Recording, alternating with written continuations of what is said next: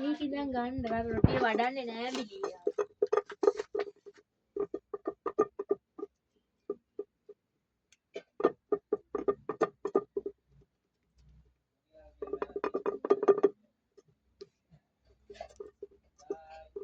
ඊයේ කඩපු කුරුම්බනේ.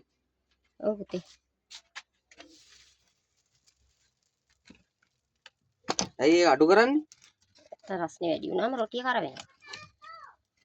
ඒ කියන්නේ ඒකට දාන්න ඕන බින්දර ප්‍රමාණයක් තියෙනවානේ. ප්‍රමාණයක්.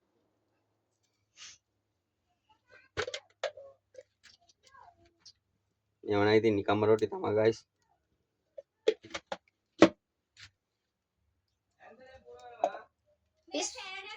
පැන්සිලෙන් පුරවලා එහෙ ගිහින් පෑනෙන් පුරවන්න. එපා පුතේ.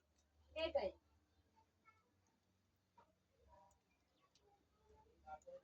මොකද ඔය?